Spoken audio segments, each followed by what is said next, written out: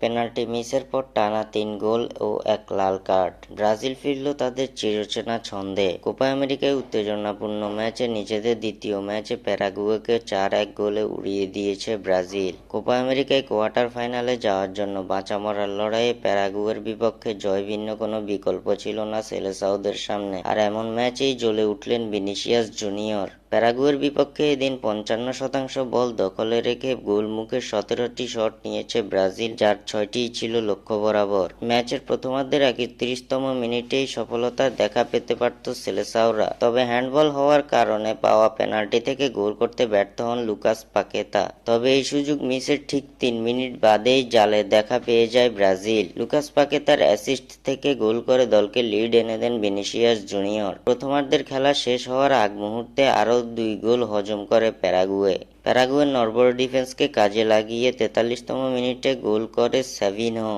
এরপর প্রথমার্ধের অতিরিক্ত সময়ে দুই দলের খেলোয়াড়দের মধ্যে ছড়িয়ে পড়ে উত্তেজনা, যেটি শেষ পর্যন্ত হাতাহাতিতে গিয়ে পৌঁছায়। এরপর প্রথমার্ধের অতিরিক্ত সময়ে আবারও গোল করে দলকে ৩-০ গোলে লিড এনে দেন ভিনিসিয়াস জুনিয়র। ৩-০ গোলে এগিয়ে থেকে প্রথমার্ধের খেলা শেষ করা ব্রাজিল দ্বিতীয়ার্ধের শুরুতেই গোল হজম করে। ডি বক্সের বাইরে থেকে নেওয়া প্যারাগুয়ের ডিফেন্ডার এলদেরেতের শট ফেরাতে ব্যর্থ হন অ্যালিসন বেকার। এরপর আবারও নিজেদের ভুলে গোল হজম করে প্যারাগুয়ে। ৬৩তম মিনিটে আরও একটি হ্যান্ডবল করে বসে প্যারাগুয়ে, যার ফলে পেনাল্টি পায় ৫ বারের বিশ্ব চ্যাম্পিয়ন। প্রথম পেনাল্টিটি মিস করলেও দ্বিতীয় পেনাল্টি থেকে গোল করতে ভুল করেননি লুকাস পাকেতা, যার ফলে ৪-১ গোলে এগিয়ে যায় ব্রাজিল। ম্যাচের ৮১তম মিনিটে প্যারাগুয়ের মিডফিল্ডার অ্যান্ড্রেস কুবাসকে লাল কার্ড দেখানো হয়। এরপর আর কোনো গোল না হলে ৪-১ গোলের বিশাল জয় নিয়ে মাঠ ছাড়ে ব্রাজিল।